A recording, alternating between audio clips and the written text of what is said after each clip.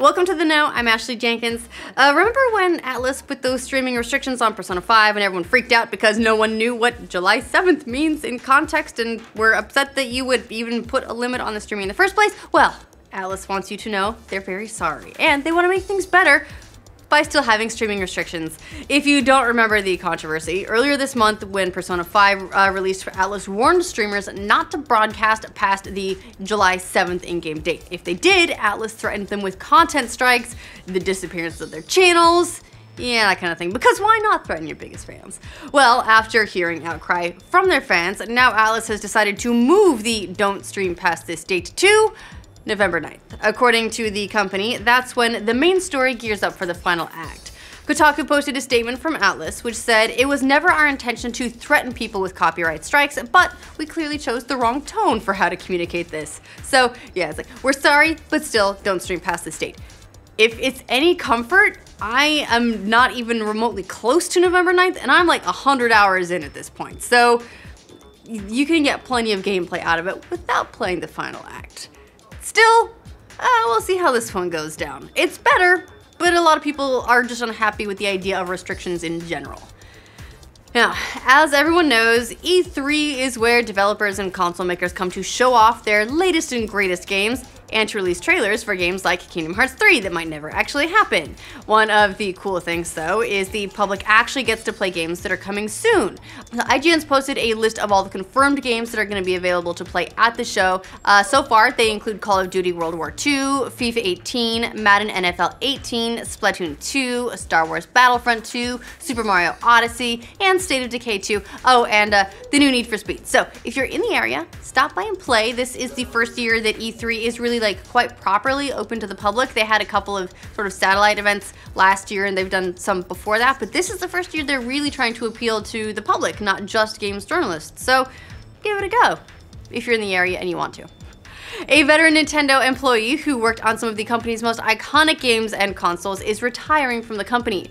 Genya Takeda is stepping down from the company in June. Kotaku reports that he was hired in 1971 by Gunpei Yokoi, aka the man who created the Game Boy. Takeda would eventually produce and direct games like Punch-Out!, Pilotwings 64, which I never quite got the hang of if I was supposed to just be flying around or if there was an actual game that I wasn't finding because I only ever had it for like 1 or 2 days at a time because I had to rent it because I only ever had one cartridge at a time. Moving right along. Also, he did Dr. Mario 64. He's also headed up the Wii's development and came up with the idea for an analog stick on the Nintendo 64's controller. So yeah, pretty impressive career. Enjoy your retirement, Mr. Takeda. Capcom has had some high-profile releases this year, but apparently the company isn't happy with some of them. NeoGAF posted the company's recent financial reports, and according to the numbers, Resident Evil 7 sold 3.5 million copies, Monster Hunter Double Cross sold 1.7 million, and Dead Rising 4 failed to hit the 1 million mark, which is troubling. While the company praised Resident Evil 7 and Monster Hunter Double Cross's promising start, they said Dead Rising 4 and Monster Hunter Stories underperformed. Overall, the company said its net sales increased by 13% for the fiscal year, which ended for them in March. A Street Fighter V level has been pulled after a fan noticed religious chants in the stage's soundtrack. The stage is a remake of the classic Buddhist temple level from Street Fighter II. Well, a gamer noticed the vocals in the soundtrack were full of Islamic references, and once that got out, Capcom promptly pulled the level. In a statement, Capcom said the religious references were unintentional and the level would be getting a new background track. An edited version of the music will also be released at a later date, Capcom said. Director M. Night Shyamalan says there's going to be a sequel to 2 of his movies. Even though you didn't ask for it, you're getting them. The director confirmed on Twitter that the movie, which will be called Glass, will feature Bruce Willis and Samuel L. Jackson returning in their roles from Unbreakable. According to Shyamalan, the new movie will be a sequel to both Unbreakable and Split, which was released last year and was a supervillain origin story set in the Unbreakable universe. Shyamalan wrote, "It was always my dream to have both films collide in this third film. Glass is gonna hit theaters January 18th, 2019. I know I should be more skeptical about this, but I really liked Unbreakable and I'm kind of curious to see where they go with it. Well, we'll find out. The director of The Last Jedi says that despite the rumors, he is not involved in the story for Star Wars Episode 9. Rian Johnson, in a conversation on Twitter, denied the rumor that he wrote a story treatment for Episode 9. He called that old info and said he hasn't been involved in the writing for the 9th installment of Star Wars. The rumor apparently stemmed from his Wikipedia page, which cited a report from a few years ago, but apparently, nope, Johnson, not involved in Episode 9.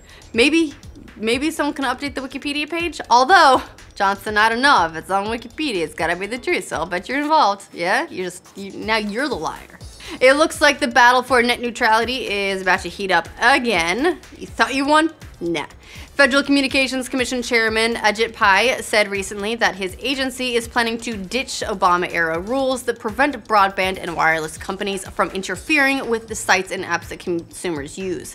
Now, if you're not clear on what net neutrality is, and understandably, it's basically a rule that says internet providers have to treat all sites and apps equally when it comes to accessing them. For example, that means that companies like Comcast and Verizon can't slow down just Netflix or block YouTube because they want to promote their own video services that you have to pay extra for, or make you pay extra in order to get equal access to those sites. They have to treat all traffic equally, hence the neutrality. But Pai says those rules are unnecessary and have hurt broadband investment. On the other hand, activists and companies like Google and others support net neutrality and say it's necessary for an open internet. We'll have to wait and see what happens, but Billboard reports that Pai will seek an FCC vote on rolling back the rules at a May 18th meeting, so get ready to pay extra for all the stuff you want that your broadband doesn't want you to access. That'll be fun. If you're in the market to buy a small town in Oregon, and why wouldn't you be, we've got a deal for you. UPI reports that, according to a post on the real estate site Land Leader, the town of Tiller, Oregon is for sale for the low price of $3.85 million. It includes 256 acres of land, 7 houses, and a mile of river. Oh, and also included is a general store that includes a deli, a commercial kitchen, a gas pump, and an apartment. According to the guy who posted the listing, the property has drawn interest from Chinese investors and groups hoping to use the land for hemp production. And judging from the Google Earth photos, it does look like you could grow a lot of weed there, so get on it, hippies. It's legal in a lot of states now. You can make all kinds of money. Alright, that's all the news we have for you guys today. Let us know what you think of these stories in the comments down below. To make sure you get news from every corner of the internet every single day, make sure you like this video, and if you're new around here, subscribe to the know. We'll let you know where you can go to buy a bunch of land to grow weed on. Director M. Night Shyamalan Ding Dong said, what's his name? Shyamalan?